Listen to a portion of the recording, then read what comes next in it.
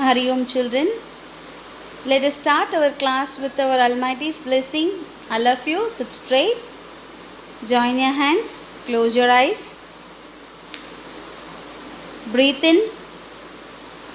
Chant Om for 3 times. Okay? Breathe in now. Om.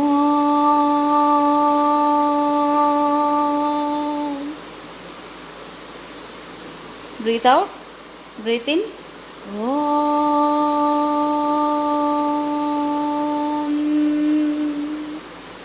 Breathe out. Breathe in. Om.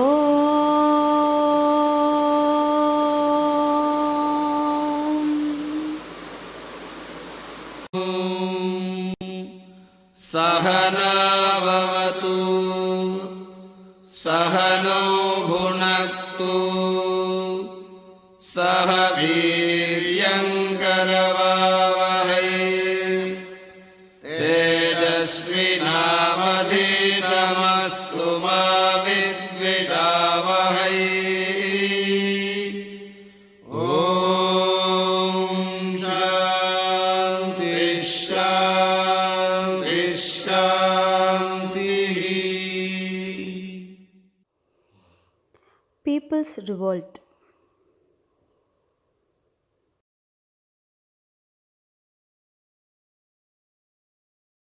Revolt of Mardu brothers against the British. Periya Mardu is also called as Vella Mardu. He was born in 1748. And Chinna Mardu, he is the younger brother of Periya Mardu.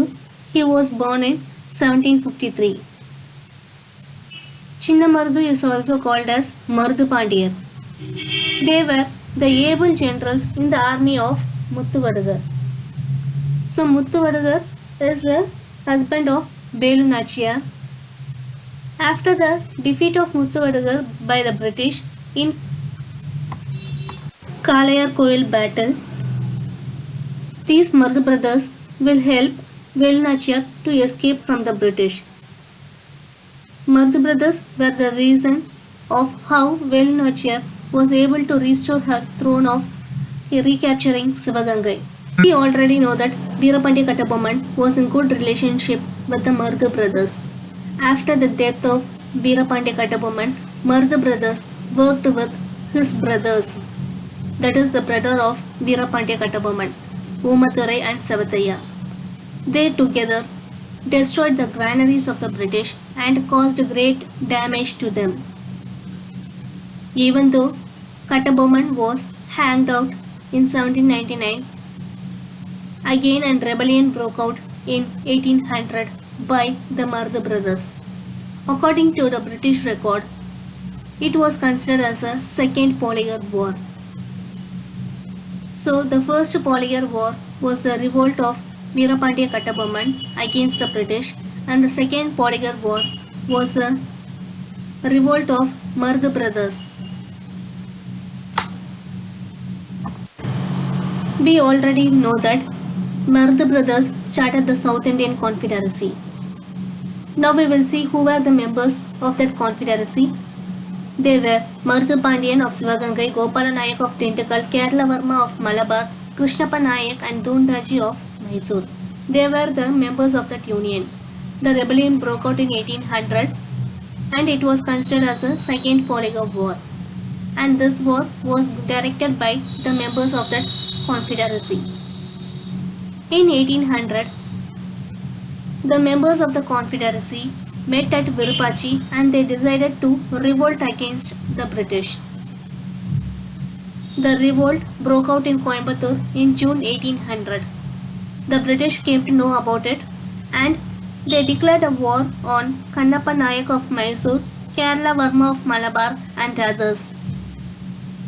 Finally, the Palaikaras of Coimbatore, Satyamangalam and Tarapuram were caught and they were hanged by the British. In February 1801, the two brothers of Veerapandiya Kattabomman, Oomathurai and Savataiya, escaped from the prison of Palayam Kottai. They reached a place called Kamuthi. From there, Chinna Mardu saved them and took them to Sirvayar, which was his native place. They then reconstructed the Panchalamkurchi fort. The British troops under Colin Macaulay, on knowing this, they went and recaptured that fort. Mardu brothers, along with Umadurai and Sivathaiya, shifted to Sivagangai. The British ordered Mardu brothers to hand over Umadurai and Sivathaiya to them, but Mardu brothers refused it. So the British appointed Colonel Agnew and Colonel Innes to arrest Umadurai and Sivathaiya. Colonel Innes and Colonel Agnew, along with their forces, went to Sivagangai to arrest them. Next comes the Proclamation of 1801. Proclamation means an open statement or an announcement given to the public. Tamil Arikai Solrole, that is called as proclamation. The Proclamation of 1801 is also called as Tiruchirappalli Proclamation.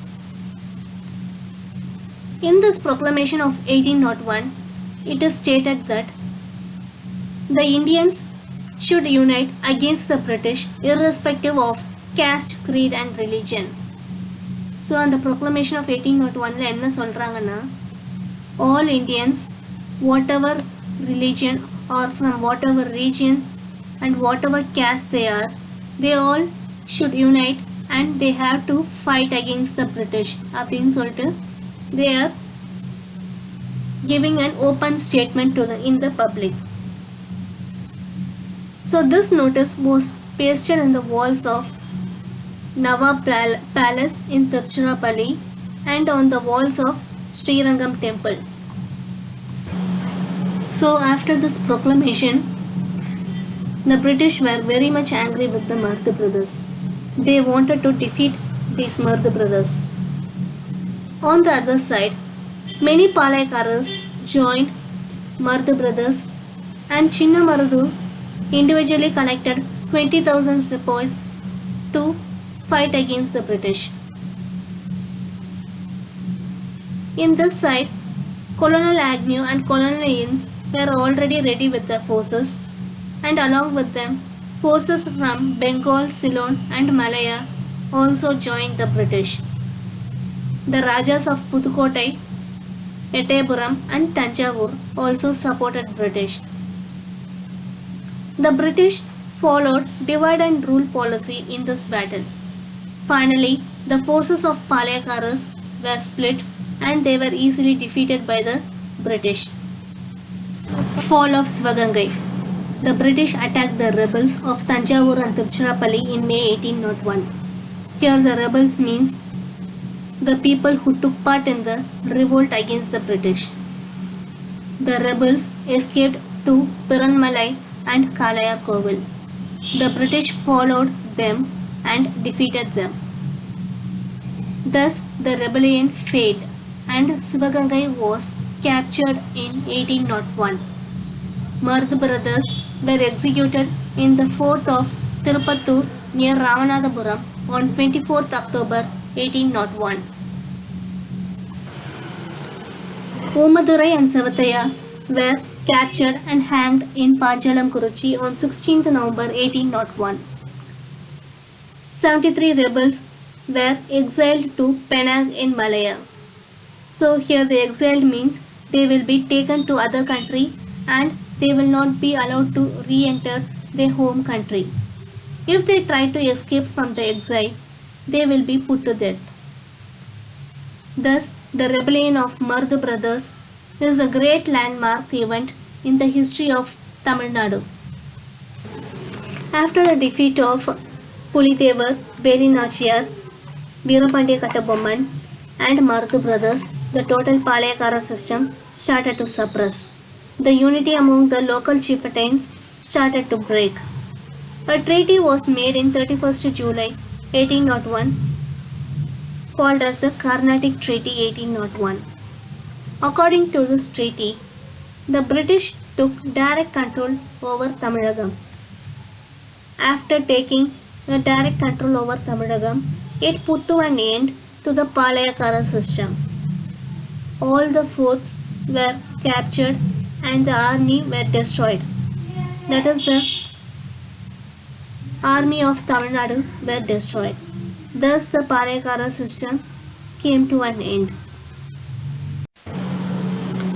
Dhiran Chinnamalai.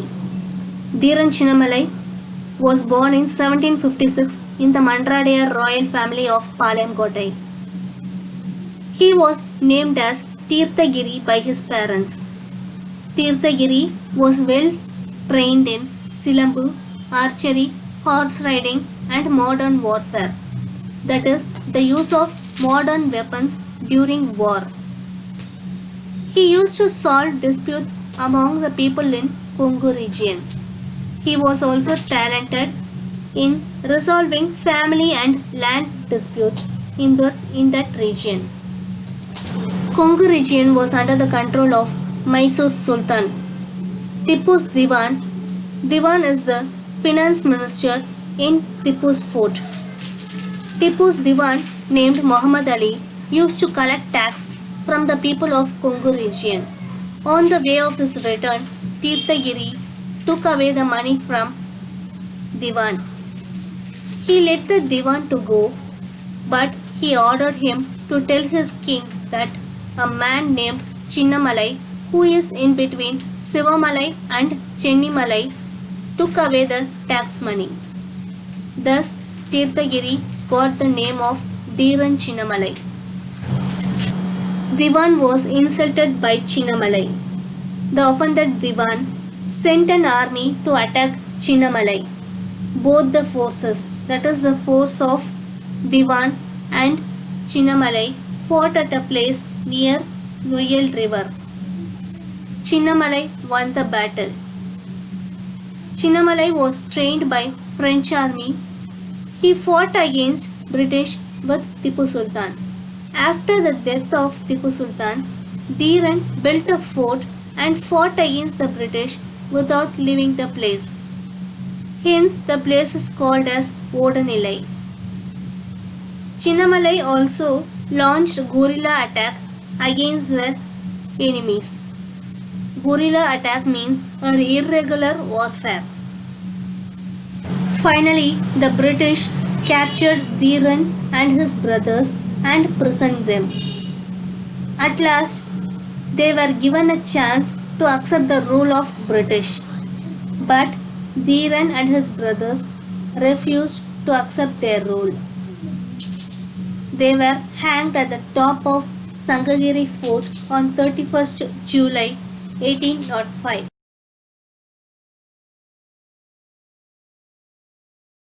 The reasons that led to the Vellore Revolt.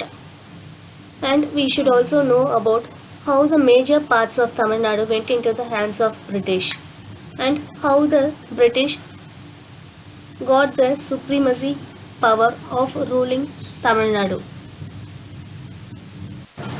In 1792, there was a war between Tipu Sultan and British. In that war, Tipu Sultan was defeated and the revenue districts of Tamil Nadu like Salem and Dindigul came under the control of British. British defeated the Palaikaras of southern Tamil Nadu. As we have seen already, they defeated the Palaikaras and suppressed the Palaikara system. In 1799, British captured Coimbatore in Anglo-Mysore War. In 1798, Raja of Tanjavur gave the governing power to British. So therefore, Tanjavur also came under the control of British. In 1799, British defeated Kattabomman, and again in 1801, they defeated the Mardu brothers. Again in the same year, 1801, British charged Arcad Nawab for their disloyalty. அதாவது ஆர்காட் நவாப் வந்து விசுவாசமா இல்லைன்னு சொல்லிட்டு they forced the Arcad Nawab to sign a treaty. அதாவது ஒரு ஒப்பந்தத்தில் sign பண்ண சொல்றாங்க. So according to the treaty, the North Arcad, South Arcad, Tiruchirappalli, Madurai, Tirunelveli also came under the control of British. This is how British occupied the major parts of Tamil Nadu. First, we will see about the grievances of Indian soldiers, that is, the complaints of the Indian soldiers against the British. Even though the British occupied the major part of Tamil Nadu and they suppressed the Palayakara system, but the conflict between the Tamil people and the British did not stop. Little kings and feudal chieftains continued with the future course of action to defeat British. As a result of this, Vellore revolt took place in 1806. Reasons for the revolt. Indian sepoys were employed in the British army. So, most of our Indian sepoys were working under the British army, and these Indian sepoys were not given proper salary. They were paid very less and were delayed in promotion. The Indian army officers did not respect the social and religious sentiments. That is, the Hindu sepoys were not allowed to have any religious marks on their forehead. And next, the British introduced a new method of land tenure. That also did not function properly. That is அந்த லேண்டை வந்து குத்தகைக்கு விடுறாங்க. But that method also did not function properly. And the state of peasantry bordered the sepoys. That is, there was a partiality among the sepoys on the basis of how they were recruited, based on the class. So this also bothered the sepoys a lot. In 1805, the sepoys found difficult to run their family. There was a poor pay, poor salary, and there was no promotion, and they were also insulted a lot. So the sepoys found very difficult to run their family. In the meanwhile, Tipu's son and family were kept in Vellore fort. So next we will see what was the sudden cause that led to the Vellore revolt. The trigger of this revolt was when Commander-in-Chief John Cracourt introduced new military regulations. So he introduced some new military regulations, such as there should be no caste mark or earrings. So the sepoys should not have any religious marks on their forehead, and they should not wear earrings. Even though it is their tradition, they were not allowed to do so. And second one is, they should be cleanly shaved. So all the sepoys must be cleanly shaved, even the Islams. There should be uniformity in mustache.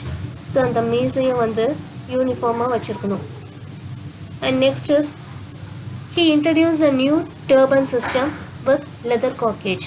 So turban is the hat which they have on their head, and the leather cockage is the belt or the ribbon over that turbans. This system was disliked by most of the sepoys because that leather cockage was made of leather, which is got from the animal skin. Outbreak of the revolt. So the sepoys were very much disturbed by the activities of the British. In 1806, July 10th, early morning, the Indian sepoys in the 1st and 23rd Regiment raised their revolt by shooting. Colonel Fancourt was the first to be killed. Then Colonel Mackerras was killed next. Major Armstrong, who came to inquire what was happening over there, was also killed by the sepoys. In an hour, they killed about 12 officers. Among them, Lieutenant Ely and Lieutenant Popham belonged to Majestic Battalion. So அதாவது அந்த first and 23rd படையில் இருக்கிற அந்த sepoys என்ன பண்ணுறாங்கன்னா, they first started their revolt against the British. So கண்ணில் படுறவங்க எல்லாரையும் வந்து சுட ஆரம்பித்தாங்க. So the first to be killed was Colonel Fancourt, and the next was Colonel Mackerras, and Major Armstrong, who was nearby the fort. On hearing the sound, came inside to inquire what was happening over there. The sepoys killed Major Armstrong also. So, in an hour, 12 officers were killed. Brutality. Adula, Gillespie was a very cruel officer. Let us see how he behaved very cruelly towards the soldiers.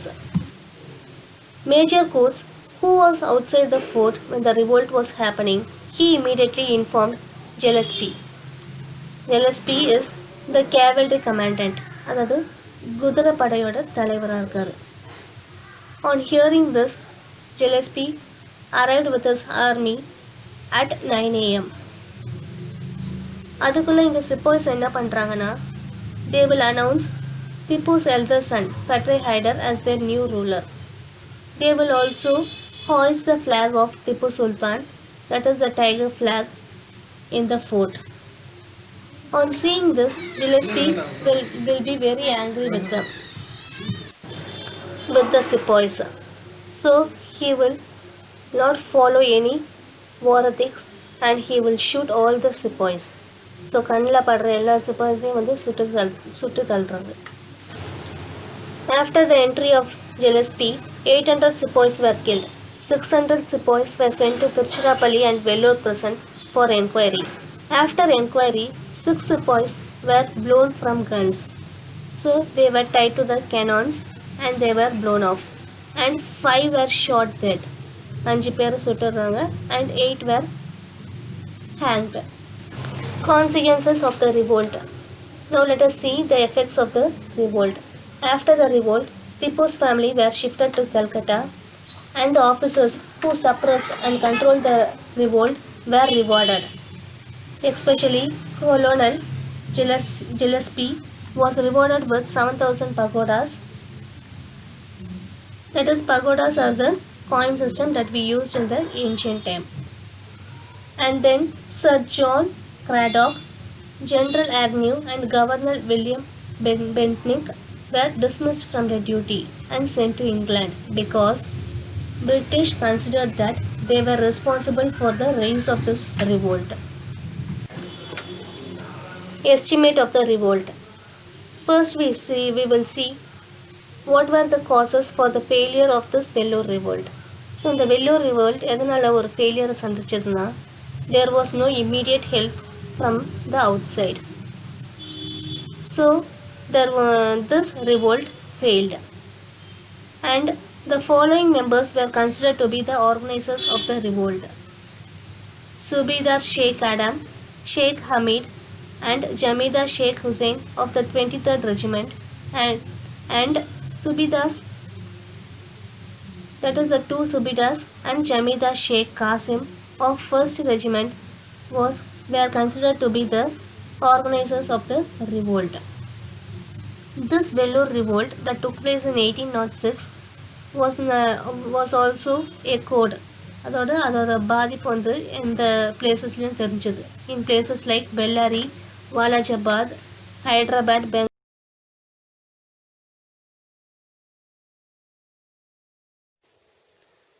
Hello and welcome to Yoga Eye Exercises.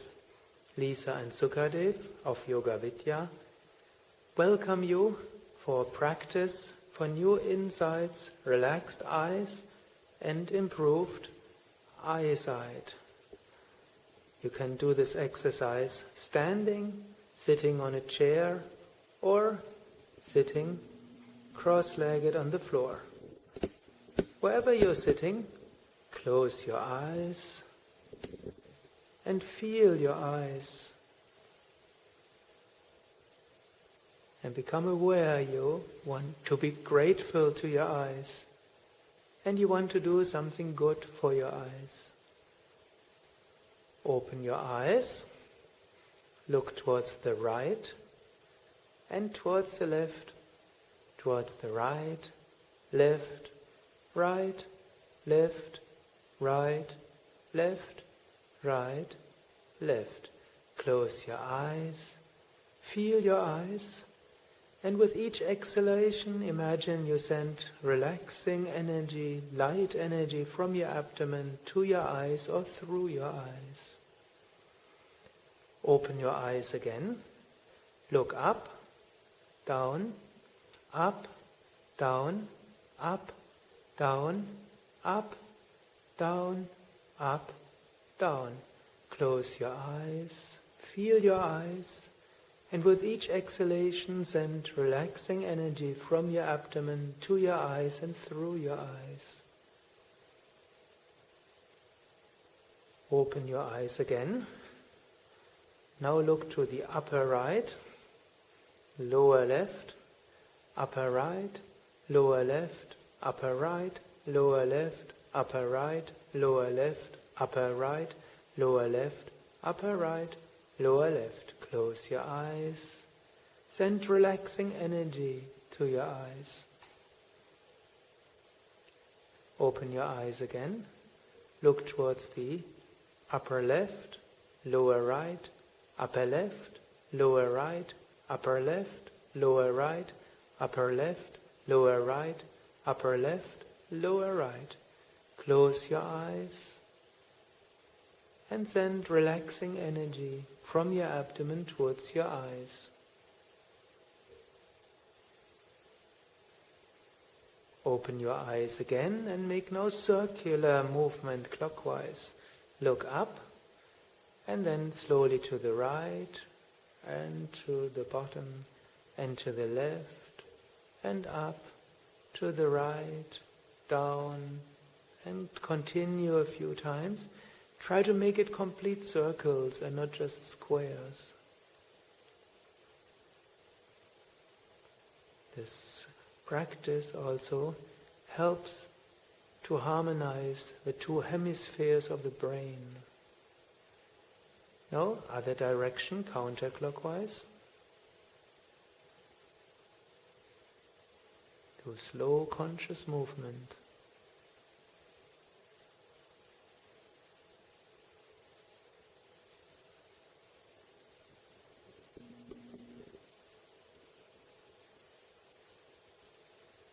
And slowly close your eyes and feel the relaxing energy of your abdomen go into your eyes.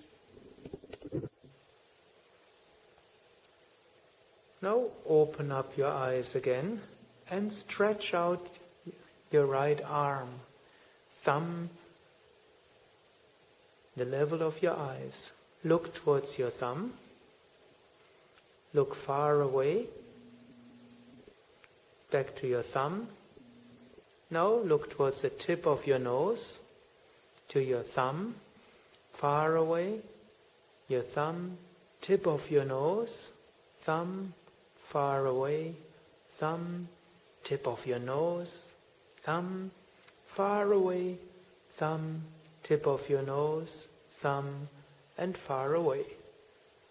Close your eyes, lower your hand, breathe a few times, and send relaxing energy into your eyes and through your eyes.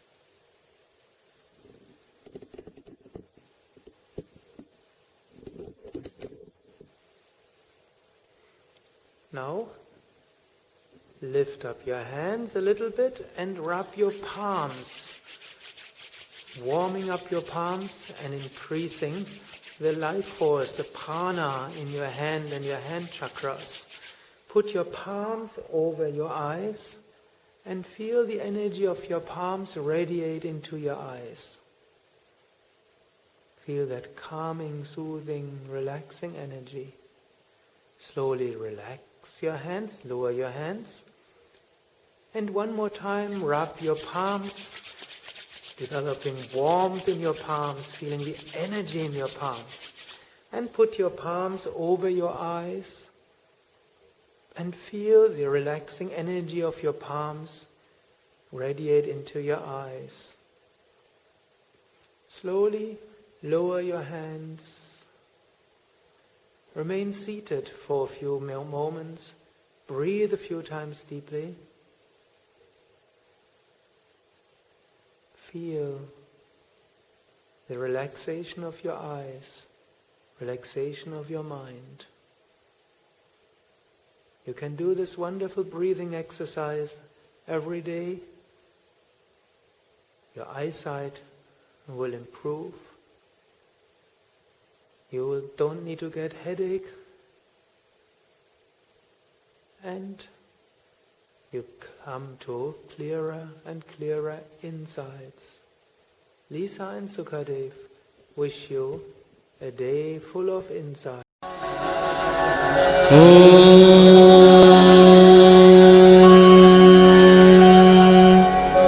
पूर्णमदः पूर्णमिदं पूर्णात् पूर्णमुदच्यते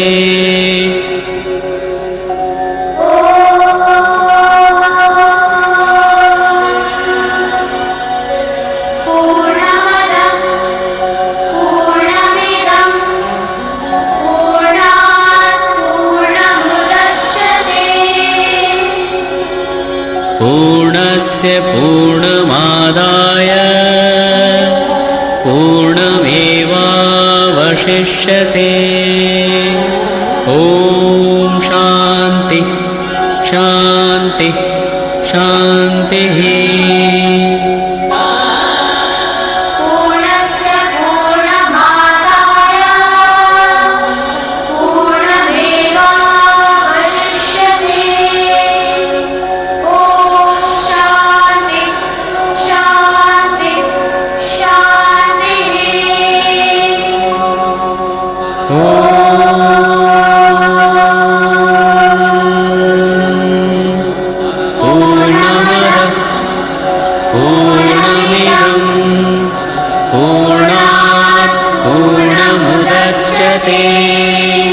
पूर्णस्य पूर्णमादाय पूर्णमेवावशिष्यते ॐ